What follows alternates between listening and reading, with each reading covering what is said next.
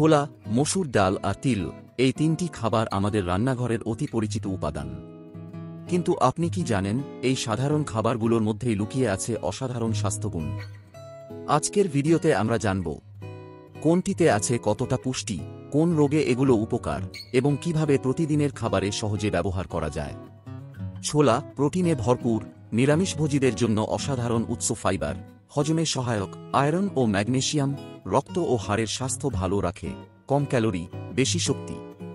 উপকারিতা, ডায়াবেটিস নিয়ন্ত্রণে সহায়তা করে, পেট ভরা রাখে, ফলে ওজন কমাতে সাহায্য করে, রক্ত স্বল্পতা বা অ্যানিমিয়ায় কার্যকর। খাওয়ার উপায়, ভিজিয়ে কাঁচা ছোলা সকালে খেতে পারেন, ছোলা চাট বা ছোলা দিয়ে তরকারি, ছোলা স্যালাড বা স্প্রাউট আকারে। মসুর ডাল উচ্চমাত্রার protein, vitamin B, iron, zinc, প্রচুর অ্যান্টিঅক্সিডেন্ট, হজমশক্তি বাড়ায় এমন ফাইবার।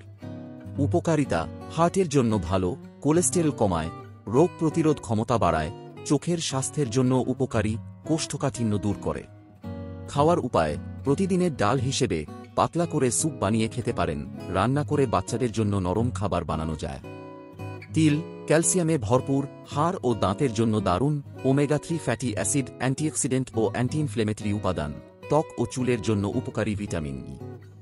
উপকারিতা, আর্থ্রাইটিস ও হাড়ের ব্যথায় সহায়ক, ত্বক উজ্জ্বল করে ও চুল ঘন করতে সাহায্য করে, নারীদের হরমোন ব্যালান্সে ভূমিকা রাখে, হৃদরোগ প্রতিরোধে কাজ করে। খাওয়ার উপায়, সকালে 1 চামচ ভাজা তিল চিবিয়ে খাওয়া, তিল দিয়ে তৈরি লাড্ডু বা চট্টি, রান্নায় বা সালাদে তিল ছড়িয়ে দিন।